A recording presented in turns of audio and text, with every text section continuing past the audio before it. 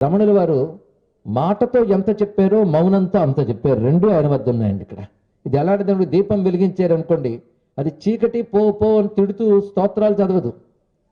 దీపం వెలిగితే చీకటి పోతుంది అని మహాత్ములు కూడా వాళ్ళ జ్ఞాన ప్రభావం చేత అజ్ఞానాన్ని పటాపంచలు చేయగలరు. అందుకే రమణుల వారు తన ఉనికితోనే ఎంతో అజ్ఞానాన్ని పోగొట్టినటువంటి మహాత్ములు. ఇక ఆయన మాటలు ఆ మౌనానికి వ్యాఖ్యానాలే.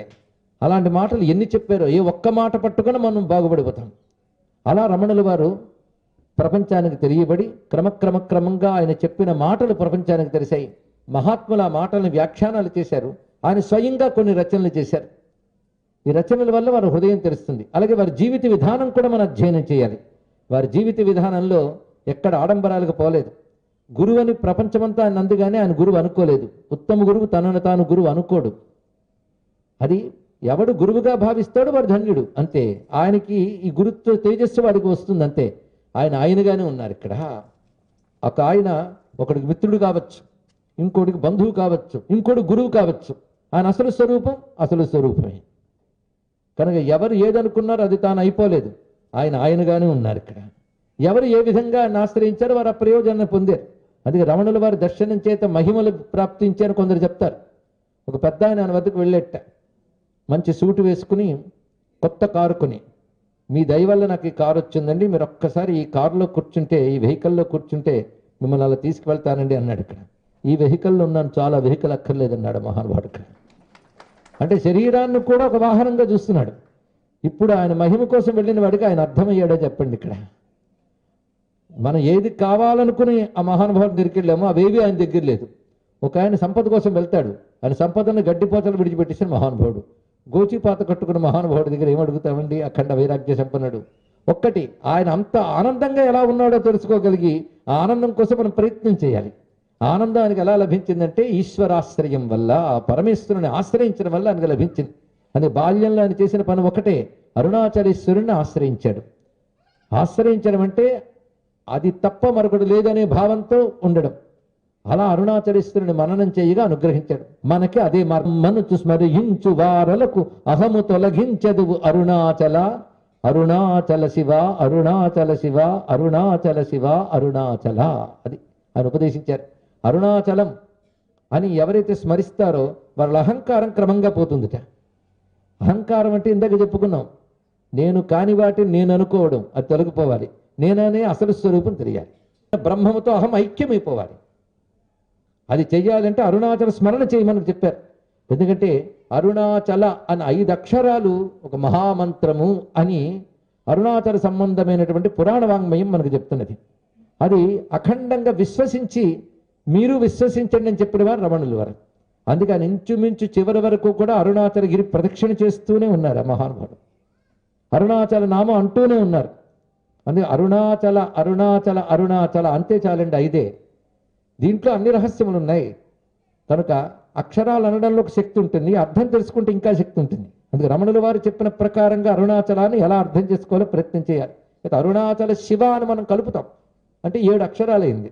అరుణాచలం అంటే శివుడని తెలియడం కోసం మనం శివ కలిపేం. కానీ అరుణాచల మహాత్మ్యం అనేటువంటి వ్యాసప్రోక్త గ్రంథంలో మాత్రం అరుణాచల అని 5 అక్షరాలే మహామంత్రమయ్యా అని చెప్పాడు. అదొక పంచాక్షరి. అంత దివ్యమైనది అరుణాచలం. ఎందుకు దీన్ని ఇంత మహిమ ఉన్నది అనేది అర్థం తెలుసుకునే ప్రయత్నం చేస్తే అరుణం అచలం ఈ 2 ఉన్నాయి కదా పదములు. ఇక్కడ అచలం అంటే ఏమని అర్థం చెప్పుకున్నాం? కొండ అంటే చలనము లేనిది, కదలనిది అని. ఇక్కడ అరుణం అంటే ఎరుపు, కాంతి అని 2 అర్థములు. ఇక్కడ సూర్య భగవానుడు ఉదయిస్తున్నప్పుడు ఆయన నుంచి వచ్చే కాంతికి అరుణము అంటారు. ఇక్కడ కొంతమంది వాళ్ళ వేద పండితులు పెద్దలు వచ్చారు. అరుణ ప్రశ్న, అరుణోపనిషత్తు అంటూ వేదముల్లో కొన్ని శాస్త్రం. అలాగే అరుణోపనిషత్తు అని అమ్మవారికి సంబంధించిన ఉపనిషత్తు ఉంది. ఇక మీరు అమ్మవారిని ధ్యానించేటప్పుడు కూడా అరుణాం కరుణాతరంగితాక్షి ధృత పాశాంకుశ పుష్పవాన చాప మంటి వస్తువుకి పుట్టడం, పెరగడం, క్రమంగా తరగడం, నశించడం ఇది తప్పవు. ఎలాగో జరుగుతాయి. అంతేగాని అయ్యో పెరిగిపోతున్నానని ఏడుస్తామా? తరిగిపోతున్నానని కూడా బాధపడక్కర్లేదు. చివరికి పోతాం, దానికి బాధపడక్కర్లేదు. ఎందుకంటే దీని లక్షణమే 5 అయినప్పుడు అది అలా కాకలా అవుతుందండి. నిప్పు వేడిగా ఉంది అనరాదు, నిప్పు కనుక వేడిగానే ఉంటుంది. అలాగే పుట్టిన ప్రతి వస్తువు కూడా ఈ మార్పులకు లోనవుతుంది. ఈ మార్పులు లేనటువంటి వాడెవడో వాడు అచల. చలనం అంటే మార్పు చెందుట అని అర్థం ఇక్కడ. కదలిక అంటే మార్పేగా. ఏ మార్పు లేనివాడు, అలాంటి వాడు పరమాత్మ. ఈ సృష్టి అంతా ఏ మార్పు లేని పరమాత్మ వల్ల ఆవిర్భవించింది. సృష్టికి మార్పు ఉంది కానీ సృష్టికర్తకు మార్పు లేదు. ఎందుకంటే కెరటాలు వస్తూ పోతాయి కానీ సముద్రం అలాగే ఉంటుంది, అవునా లేదా? కానీ పరమేశ్వరుడు సముద్రం వంటివాడు. అయితే ఆయన యొక్క శక్తి ఒకటి ఉంది. ఆ శక్తి చేత ఆయన నుంచి సమస్త జగత్తు పుడుతూ పెరుగుతూ లయమవుతూ ఉన్నది క్రమక్రమంగా. ఏ శక్తి చేత ఎంత జరుగుతుంది? కేవలం అచలంగా ఉన్నాడంటే రాయిలా కదలకుండా ఉన్నాడా?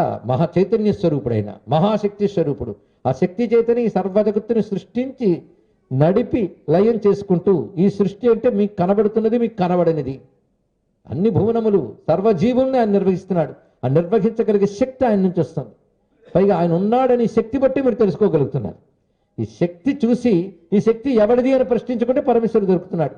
కానీ ముందు కనబడుతున్నది అంటే శక్తి, తర్వాత ఆయన.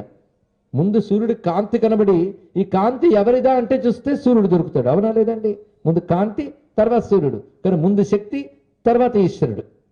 ఈ రెండు చూసిన తర్వాత మనకు తెలుస్తుంది. ముందు కాంతిని చూసి ఈ కాంతి ఎక్కడి నుంచి వచ్చిందని తలెత్తి చూస్తే సూర్యుడు కనబడ్డాడు. ఓహో, కాంతి ఈంది అనమాట అన్నారు. కానీ సూర్యుని చూడడానికి ముందేం చూశారు మీరు? కాంతిని చూశారు. కాంతిని చూసి సూర్యుని చూసాక కాంతి సూర్యుడు ఒకటే అని ఎరుక కలిగిందా లేదా? ఆ రెండు వేరు వేరు కాదు. అలాగే ఈశ్వర శక్తి విశ్వమంతా ఒక కాంతిలో వ్యాపిస్తే ఈ శక్తి ఎవడిదో వాడిని చూస్తే శక్తి మంతుడు కనిపిస్తాడు. కానీ శక్తికి అరుణం అని పేరు, శక్తి ఎవడిదో ఆయనకు అచలం అని పేరు. రెండూ కలిపితే అరుణాచలం అని పేరు. కానీ అరుణాచల అనగానే శక్తిని శివుని మీరు ఏకకాలంలో అనుకున్నారు. ఇంకేం కావాలండి ఇక్కడ? అరుణాచల అనగానే శివశక్తి ఐక్య రూపిణి అన్నట్లు. అలాంటి అరుణాచల స్వరూపము భూమి మీద ఎలా వ్యక్తమైంది? అది అందరి అంతరంగాల్లో ఉన్నవాడు అరుణాచలుడే. నీ శరీరం అంతా నడుపుతున్న శక్తి అరుణమైతే, శక్తి ఏ ఆత్మని ఆధారం చేసుకున్నదో ఆత్మ అచలం.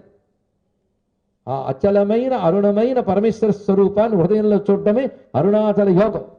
కానీ నీలో ఉంటూ అరుణాచలుడు ఎలా నడుపుతున్నాడో నీ చుట్టూ ఉన్న అనంత ప్రపంచాన్ని కూడా అలాగే నడుపుతున్నాడు. కనుక విశ్వాన్నంతటి నడుపుతూ విశ్వముతో నిండిపోయినటువంటి పరమాత్మయే నీలో ఉంటూ నీ శరీరాన్ని కూడా నడుపుతున్నాడు. కనుక బ్రహ్మాండాలను నడిపే పరమాత్మ ఈ పిండాండాన్ని కూడా నడుపుతున్నాడని తెలుసుకుని పిండాండంలో బ్రహ్మాండంలో ఉన్నటువంటిది ఒకే పరమేశ్వరుడు, ఒకే శక్తిని గ్రహించగలగాలి. అందుకే బయట జగత్తులో కూడా పరమేశ్వరుడు యొక్క వ్యక్తీకరణని మనం చూడగలగాలి. ఎలా చూస్తామంటే జగత్తులో జరుగుతున్న ప్రతిదానిలో ఆయన శక్తిని చూడండి. ఉదయించిన సూర్యుడి నుంచి అస్తమిస్తున్న సూర్యుడు, వీచుతున్న గాలి, అలాగే ప్రవహిస్తున్న నది, చంద్రుడు ఒకటేమిటి, ఇవన్నీ ఆయన శక్తి విశేషాలే అని గ్రహించగలిగితే విశ్వమంతా అరుణము అచలమే, ఈ రెండు ఉన్నాయి అని ఎరుక కలుగుతుంది.